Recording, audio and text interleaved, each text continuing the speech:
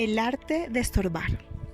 Conocí a Samuel Mora cuando él era un adolescente y creo que este fue mi primer encuentro con la famosa rebeldía adolescente.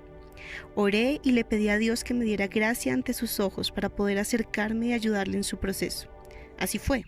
Con el paso del tiempo nos encontramos orando juntos por las reuniones de jóvenes y hoy en día Sammy trabaja conmigo. Descubrió sus dones y el propósito para el cual nació, Dios y su casa. Él puede construir, transformar y embellecer lugares. Sammy transforma una simple flor en un hermoso arreglo floral. Yo amo disfrutar las flores y su belleza. El problema es que cuando una flor es cortada, así permanezca en agua, con el tiempo va a morir. La Biblia dice en Juan 15:5 que Dios es la vid y nosotros las ramas. Si permanecemos en Él, vamos a producir mucho fruto, pero si somos cortados o nos separamos de la vid, nos moriremos lentamente al igual que una flor. Esto quiere decir que si Dios es el centro de mi vida y vivo conectada con Él a diario, todo va a ser más fácil.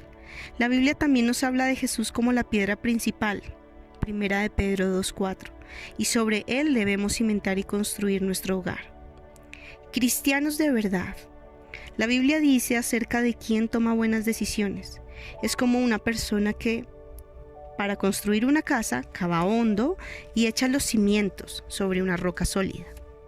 Cuando suben las aguas de la inundación y golpean contra esa casa, esta queda intacta porque está bien construida. Pero el que oye y no obedece es como una persona que construye una casa sobre el suelo, sin cimientos. Cuando las aguas de la inundación azotan esta casa, se derrumban en un montón de escombros. Lucas 6:48-49. Somos cristianos, por lo tanto podemos tener hogares cristianos.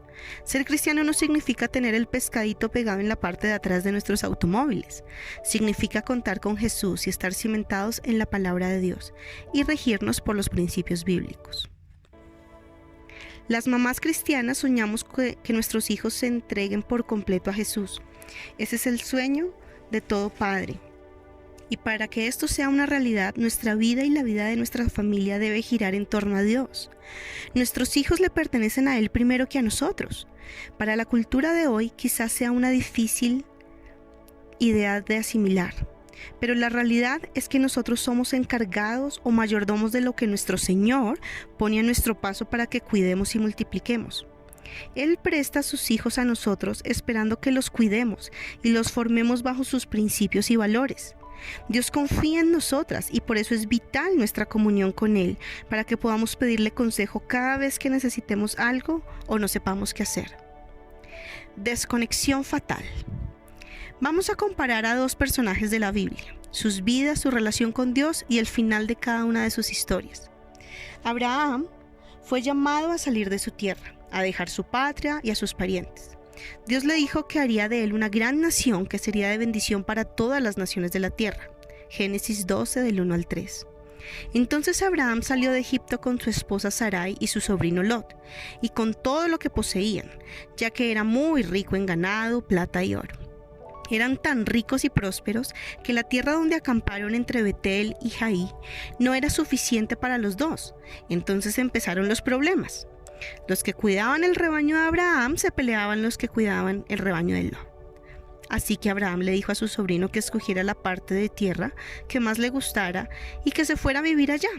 Con eso evitarían las peleas. Génesis 13:8. Lot miró con detenimiento y vio que el valle del Jordán era hermoso, fértil, así que lo eligió. Se dejó llevar por sus ojos, no pensó en la eternidad y se fue a vivir cerca de Sodoma. Pero los habitantes de esa región eran sumamente perversos y no dejaban de pecar contra el Señor. Génesis 13:13. Abraham tenía 99 años cuando Dios se le apareció. Esto fue lo que Dios le dijo: Yo soy el Shaddai, Dios Todopoderoso. Sírveme con fidelidad y lleva una vida intachable. Yo haré un pacto contigo por medio del cual garantizo darte una descendencia incontable. Génesis 17:1-2. Abraham cayó rostro en tierra y Dios siguió hablándole. Este es mi pacto contigo, te haré el padre de una multitud de naciones. Además cambiaré tu nombre, ya no serás Abraham, sino que te llamaré Abraham, porque serás el padre de muchas naciones. Te haré sumamente fructífero, tus descendientes llegarán a ser muchas naciones, y de ellos surgirán reyes. Génesis 17, 4 al 6. ¡Wow! Abraham tuvo un encuentro con Dios que no solo le cambió el nombre, le cambió la vida. Volviendo a Lot, en Génesis 19:1, nos cuenta que una noche estaba sentado en la entrada de la ciudad de Sodoma. Vio que 2 ángeles se acercaban, entonces se puso de pie y corrió a recibirlos.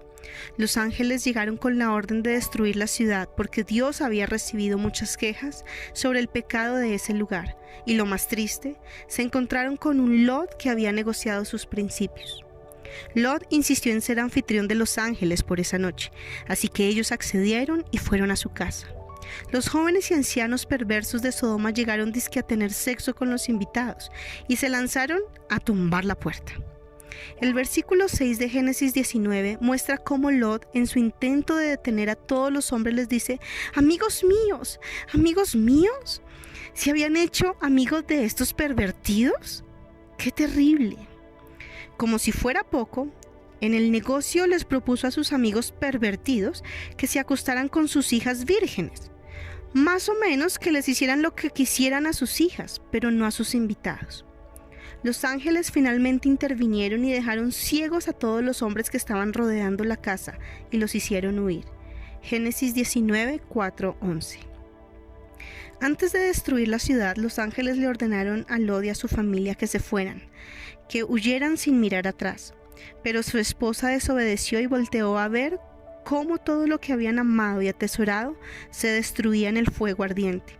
Así que quedó convertida en una estatua de sal. Génesis 19:26. Más adelante, las hijas de Lot emborrachan a su papá y tienen sexo con él. Y fruto de este pecado nace Moab, padre de los moabitas, y Ben-Amí, padre de los amonitas. Estos 2 pueblos fueron enemigos permanentes de Israel. Génesis 19, 30-36. Yo me pregunto, ¿en qué momento se desconectó Lot de Dios? ¿Estuvo alguna vez realmente conectado con él? Lot puso sus ojos en lo temporal. No confió en Dios sino en sus instintos.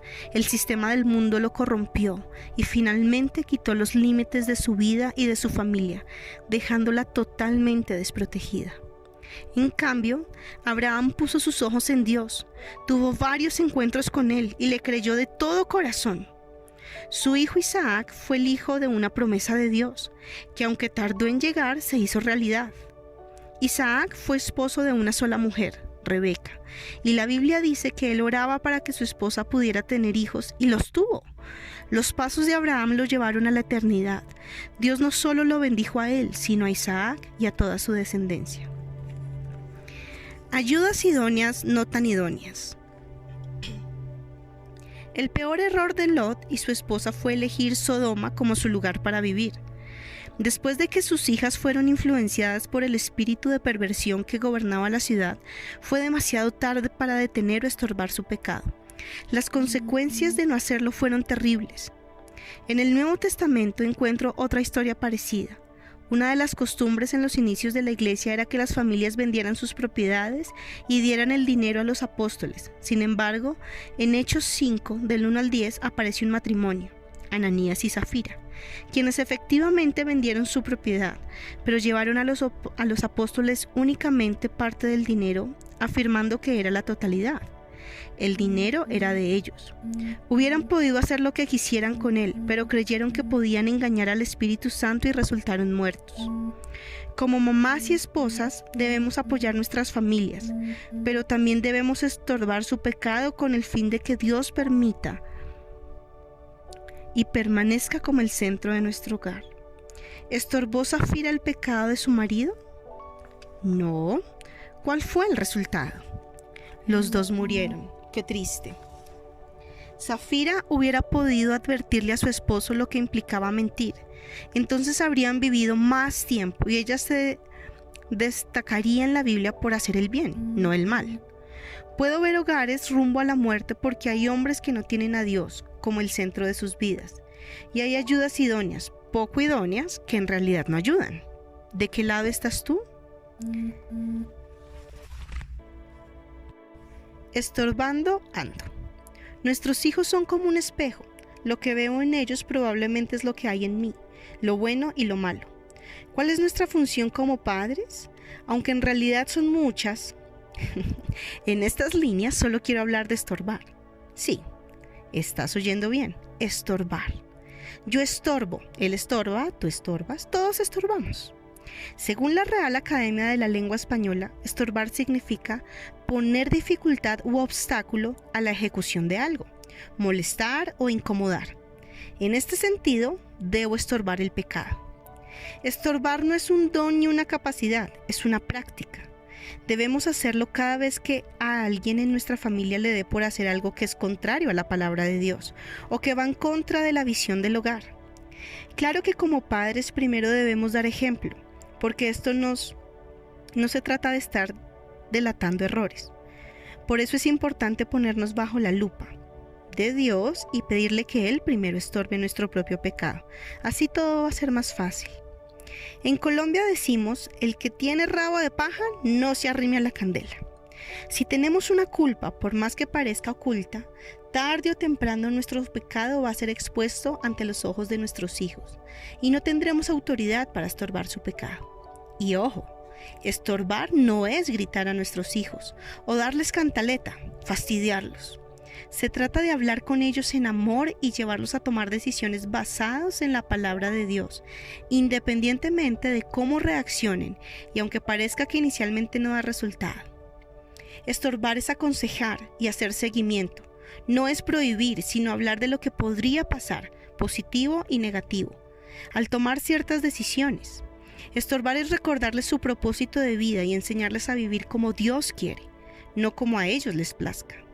Es importante estorbar en un ambiente en el que nuestros hijos nos perciban como padres cercanos, que buscan su bien y que se preocupan por sus vidas, no como jueces implacables que lo que hacemos es buscar la culpa.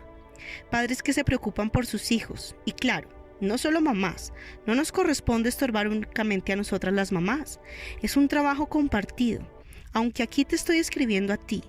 Los dos encargaron hijos, los dos los crían y los dos los enseñan.